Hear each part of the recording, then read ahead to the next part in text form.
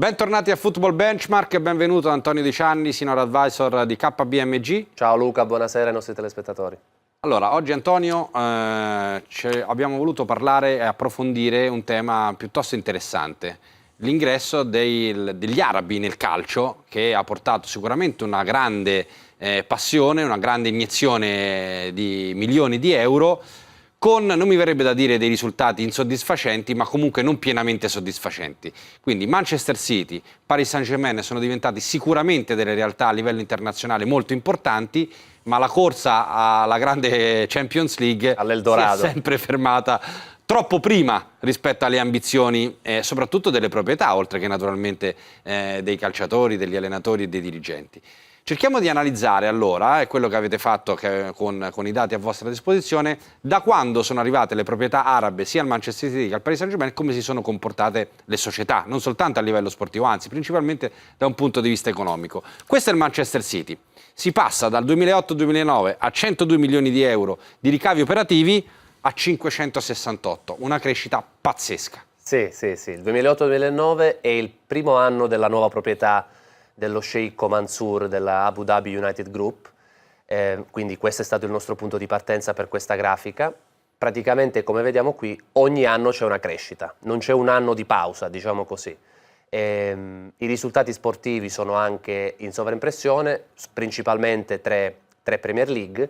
Tuttavia, come dicevi tu, non è stato possibile vincere la Champions League, nemmeno arrivare in finale, in quanto al massimo il Manchester City si è fermato alla semifinale. Tornando al discorso dei ricavi, vediamo come sono guidati, diciamo così, principalmente dalla crescita dei ricavi commerciali. Certo. Quindi, cosa che vedremo tra poco nel Paris Saint-Germain, molto Eccolo simile, qua. E infatti siamo subito alla grafica successiva. Entrambi i club hanno spinto molto sulla leva dei ricavi commerciali, anche perché è quella che permette più libertà, se vogliamo. Certo. Il discorso dei ricavi commerciali è molto ampio, faremo un piccolo approfondimento tra poco, però entrambe le proprietà hanno cercato di far recuperare il terreno di queste squadre. Tu hai detto dei nuovi contender, diciamo, no? Che certo. Stanno combattendo, lottando contro le forze, diciamo, istituzionali, il Real Madrid, il Bayern, eccetera, eccetera. E quindi la leva dei ricavi commerciali è stata quella sfruttata più di tutti. Addirittura per il Paris Saint-Germain nel 17-18 ben il 58% dei ricavi commerciali. Certo, dei ricavi totali, scusami, sono commerciali. Anche perché la grande differenza, seppure i numeri assoluti sono molto simili, 568 l'ultimo bilancio 17-18 del City, 542 quello che abbiamo appena visto quello del Paris Saint-Germain, la grande differenza è poi nei ricavi TV, che in Inghilterra sono notevolmente più alti che in Francia. E infatti i ricavi commerciali del Paris Saint-Germain sono più alti di quelli del Manchester City.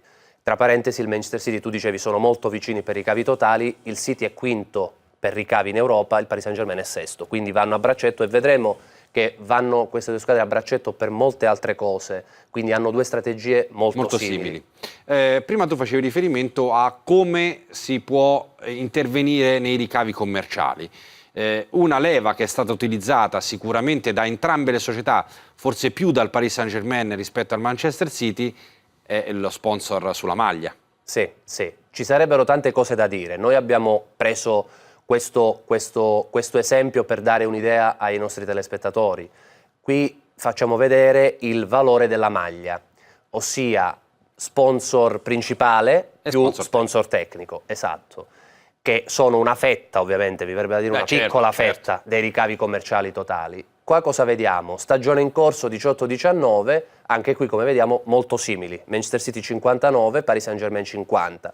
Paris Saint-Germain ha Emirates 25 milioni e Nike 25. Tuttavia dal 19-20, quindi stagione che inizierà a settembre prossimo, Paris Saint-Germain manterrà Nike con 25 milioni, ma a quanto pare passerà da Fly Emirates alla compagnia di hotel Accor per ben 80 milioni di euro all'anno, quindi sforerà il limite dei 100 milioni.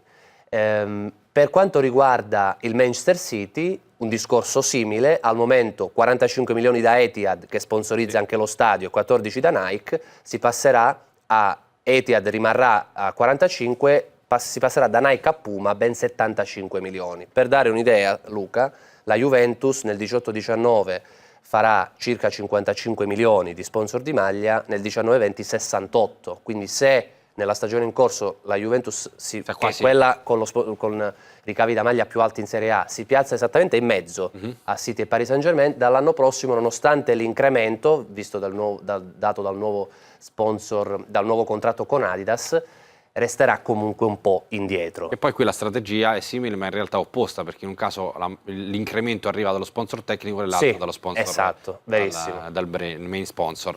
Dicevamo di un cammino quasi parallelo di Manchester City e Paris Saint-Germain negli ultimi anni, anche se il Manchester City ha iniziato un po' prima questa avventura araba, e lo vediamo anche nel rapporto fra gli stipendi e i ricavi, e naturalmente i ricavi in generale, delle due squadre, che tutto sommato, forse a parte l'ultima stagione, ma è evidente con gli arrivi di Mbappé e Neymar che possa esserci questo scarto rispetto alla percentuale dei ricavi, sono sempre andate con la stessa filosofia.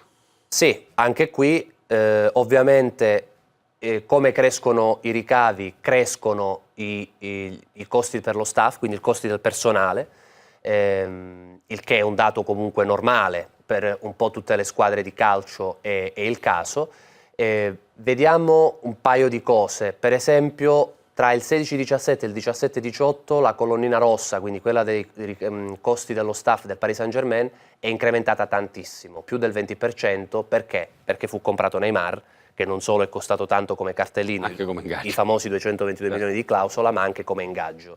Quindi c'è questa curiosità. In più il pallino che avete visto nella grafica rappresenta il rapporto costi del personale, ricavi operativi, che come possiamo vedere si mantiene sempre in questi anni, nelle ultime 4 stagioni, circa tra il 50 e il 60%. Ricordiamo che il limite imposto dalla UEFA come parametro di monitoraggio ai fini del financial fair play è del 70%, quindi entrambe sono, direi, abbondantemente all'interno di questo parametro. E comunque è pazzesco che una squadra che spende all'ordo più di 340 milioni di euro in ingaggi abbia un parametro del 60%, 65% esatto, rispetto a quello che riesce a movimentare nell'anno complessivo. Andiamo a vedere invece i profitti, no? Prima della tassazione. In questo caso c'è un andamento simile ma con numeri diversi. Sì, innanzitutto sempre negli ultimi 4 anni il City ha degli utili anteimposte cumulativi di 52 milioni, Paris Saint-Germain 54, quindi anche qua vediamo come sono quasi identici anche per risultati aggregati, con delle piccole differenze. Ad esempio nel 16-17 il Manchester City ha avuto il risultato più basso di questi ultimi anni, in quanto è arrivato terzo in Premier League ed è stato eliminato agli ottavi di finale di Champions dal Monaco, mentre il Paris Saint-Germain ha registrato una perdita in quanto non ha vinto la Ligue 1, certo. Anche lì il Monaco fece la famosa impresa, il famoso exploit. Tuttavia mi preme dire una cosa, guardando questi ultimi 4 anni sembrerebbe, diciamo, tutto ok, tutto perfetto. La verità è che questi risultati sono figli di una sanzione del fair play della UEFA per il fair play finanziario, è stata imposta nel 2014, in quanto i bilanci precedenti erano molto meno, diciamo, positivi di questi che vediamo adesso, e quindi entrambi i club dovettero un po' adeguarsi. Il Manchester Quindi City... quello che si dice del fair play finanziario che non va a toccare Manchester City e Paris Saint-Germain, abbiamo letto, abbiamo sentito, abbiamo ascoltato, anche commentato, soprattutto sul discorso delle sponsorizzazioni proprie. Con le parti correlate. Esatto, che poi è stato escluso dalla UEFA proprio in virtù del fatto che il Manchester City iniziò questa sponsorizzazione propria, diciamo, no? Però il fair play finanziario funziona anche per Paris Saint-Germain e Manchester City. Funziona per tutti, ci sono state molte, si è scritto tanto, si è detto tanto, effettivamente entrambi sono stati messi sotto la lente per via di queste sponsorizzazioni con le parti correlate che, ricordiamo, non possono superare il 30% dei ricavi totali. Entrambe si sono dovute adeguare e, volevo dire prima, se guardiamo gli ultimi 4 anni effettivamente sembra tutto ok. Se prendiamo però le ultime 7 stagioni, per il Manchester City ci sono ad esempio ben 155 milioni di perdite, quindi immaginati negli anni prima che numeri c'erano. Questi numeri qua però hanno portato poi anche alla costruzione della rosa. Prima dicevamo, gli incassi, i ricavi servono a aumentare anche la capacità di spesa, no? la capacità di essere competitivi. E il Manchester City ha allestito una rosa ad oggi, secondo i dati KPMG, che vale oltre il miliardo di euro. Sì. Poco sotto la rosa del Paris Saint-Germain, con i 3 giocatori più rappresentativi, addirittura i 3 più rappresentativi del Manchester City superano il muro dei 100 milioni. Sì, sì, questi sono valori, ricordiamolo, al 1° gennaio 2019, quindi fanno parte di un calcolo che facciamo noi di KPMG per misurare appunto il valore di mercato dei calciatori e di conseguenza delle rose. Li aggiorneremo a fine stagione, quindi siamo anche noi curiosi di vedere se ci saranno dei cambiamenti, se ad esempio Mbappé potrà superare Neymar, visto che Neymar è stato fermo diversi mesi per infortunio. Cosa c'è da dire qui? Entrambe sono 2 superpotenze anche da un punto di vista appunto di valore della rosa. Il City assieme al Liverpool e al Barcellona è l'unica squadra che supera il miliardo di valore della rosa, ha ben 11 top player, ossia giocatori con un valore maggiore di 50 milioni di euro, ne ha 4 invece il Paris Saint-Germain, sono 3, li abbiamo visti in grafica, il quarto è Cavani. L'ultima considerazione che invece facciamo velocemente su Paris Saint-Germain e Manchester City è il valore d'impresa, con qui una differenza piuttosto marcata fra il Manchester City, che probabilmente giocando in Premier, avendo una solidità più lunga nel tempo, è già una realtà più forte, più viva rispetto al Paris Saint-Germain, che è sempre in crescita, ma rispetto all'ultimo dato del 1° gennaio 2018 parliamo di quasi la metà di valore d'impresa. Sì, il City fa parte di un mercato più forte, quindi è spinto un po' dalla locomotiva Premier, diciamo così. Il Paris Saint-Germain in Ligue 1 è un po', diciamo, da solo da questo punto di vista, e semmai il Paris Saint-Germain che tira il campionato, certo, e non viceversa, se vogliamo. Entrambi i club però, come vediamo qui, sono cresciuti nei 3 anni. Il City al gennaio 18 ha superato il valore dei 2 miliardi, il Paris Saint-Germain per la prima volta oltre il miliardo. Il City è cresciuto del 33%, il Paris Saint-Germain del 35%, quindi anche qui crescita praticamente identica o molto simile.